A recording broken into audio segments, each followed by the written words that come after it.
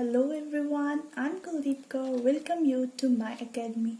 To learn physics with ease, like and subscribe my channel and don't forget to press the bell icon for more updates. In this video, we will learn about continuous charge distribution. So let's start. Whenever we charge a body, the distribution of charge can take place in two different ways, either discontinuous charge distribution or continuous charge distribution. Suppose एक body है और उसे हम charge करते हैं, अगर उस body में चार्ज नॉन यूनिफॉर्म वे से डिस्ट्रीब्यूट होता है, मीन्स उस बॉडी के ऊपर किसी सरफेस के ऊपर बहुत ज़्यादा चार्ज है, कहीं पर बहुत कम चार्ज है और कहीं पर बिल्कुल भी चार्ज नहीं है, मतलब एक नॉन यूनिफॉर्म तरीके से वो डिस्ट्रीब्यूट हुआ है, उस प्रोसेस को हम कहेंगे discontinuous charge distribution. Second one is continuous charge distribution. इसमें क्या होगा कि जब हम चार्ज करेंगे किसी बॉडी को और वो चार्ज एक यूनिफॉर्म तरीके से डिस्ट्रीब्यूट हो जाए, that is the continuous charge distribution. Continuous charge distribution is of three types: linear charge distribution, surface charge distribution and volume charge distribution. Let us understand these three types one by one. So the first type is linear charge distribution. जब charge एक line के along, एक length के along distribute होगा, उसे हम कहेंगे linear charge distribution. For example, हमारे पास कोई मेटल वायर है, suppose this is the metal wire और इसे हमने चार्ज किया. अगर चार्ज इसकी लेंथ के अलोंग, पूरी लेंथ L है, इस लेंथ के अलोंग डिस्ट्रीब्यूट हो जाए यूनिफॉर्मली, देन हम कहेंगे this is linear charge distribution. Second example है हमारे पास metallic ring. For example, this is a metallic ring. इसे आप चार्ज करते हो और चार्ज इसके सर्कमफ्रेंस के अलोंग, उसकी टोटल लेंथ के अलोंग यूनिफॉर्मली डिस्ट्रीब्यूट कर जाता है, तो हम इसे कहेंगे linear charge distribution. Linear charge distribution को एक्सप्लेन करते हैं by using linear charge density, और लीनियर चार्ज डेंसिटी को हम लैम्डा से रिप्रेजेंट करते हैं. एंड लैम्डा की वैल्यू होती है चार्ज पर यूनिट लेंथ. पर यूनिट लेंथ में कितना चार्ज डिस्ट्रीब्यूट हो रहा है, that is linear charge density lambda.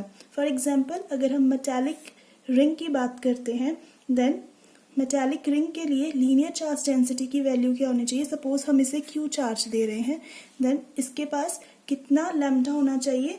Lambda will be equals to charge per unit length. इसकी टोटल लेंथ कितनी हो जाएगी, अगर इसका रेडियस r है, सो इसकी circumference that is 2πr. So for metallic ring the value of linear charge density is Q upon 2πr. Now according to this formula, इसकी unit क्या होनी चाहिए.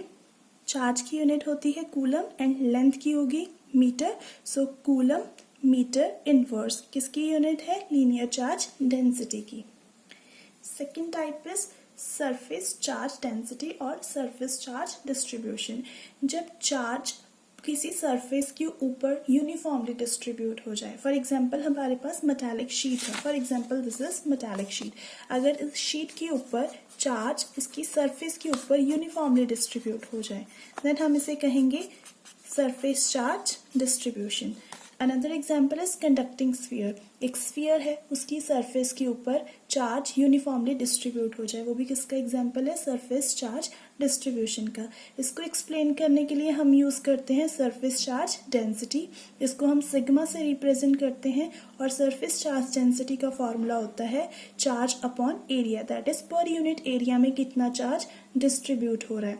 फॉर एग्जाम्पल, अगर हम कंडक्टिंग स्फीयर की बात करते हैं, फॉर कंडक्टिंग स्फीयर सिग्मा की वैल्यू कितनी हो जाएगी. अगर हम इसे Q चार्ज दे रहे हैं, then sigma is equals to Q upon area. Area कितना होगा कंडक्टिंग स्फीयर का, अगर उसका रेडियस r है, that is 4πr². So for conducting sphere sigma, that is surface charge density किसकी इक्वल हो जाएगी, Q अपॉन 4πr².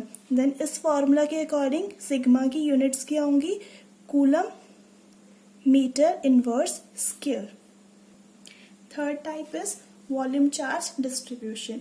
जब चार्ज किसी वॉल्यूम में यूनिफॉर्मली डिस्ट्रीब्यूट हो जाएगा. फॉर एग्जाम्पल, हमारे पास एक सॉलिड स्फीयर है, उसमें उसकी वॉल्यूम में जब चार्ज यूनिफॉर्मली डिस्ट्रीब्यूट हो जाएगा उसे हम कहेंगे volume charge distribution. For example हमारे पास लाइक क्रिकेट बॉल है, उसको अगर हम काटेंगे उसके बल्क में मटेरियल फिल्ड होता है, सो उसी तरह से अगर चार्ज उस बल्क में जाके वॉल्यूम में जाके डिस्ट्रीब्यूट हो रहा है uniformly, that is called volume charge distribution. इसको एक्सप्लेन करने के लिए हम यूज करते हैं वॉल्यूम चार्ज डेंसिटी, जिसको हम रो से रिप्रेजेंट करते हैं, and it is equals to charge upon volume. Per unit volume में कितना चार्ज डिस्ट्रीब्यूट हो रहा है, that is the volume charge density. For example अगर हम सॉलिड स्फीयर की बात करते हैं, अगर इसका रेडियस r है और इसको हम q चार्ज दे रहे हैं, then for this rho will be equals to q upon इसकी वॉल्यूम कितनी होगी 4/3 पाई r क्यूब। देन इस फॉर्मूला के अकॉर्डिंग वॉल्यूम चार्ज डेंसिटी की यूनिट्स क्या आएंगी, coulomb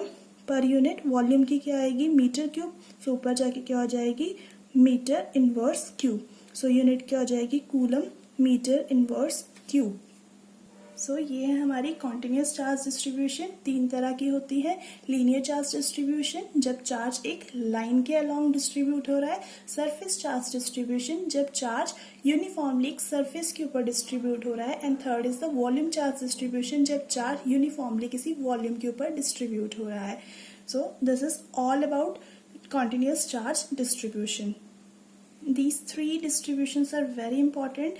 We will use them in Gauss theorem and in many numerical problems. So this is all about this video. If you find this video useful, like and share it with your friends. Thank you.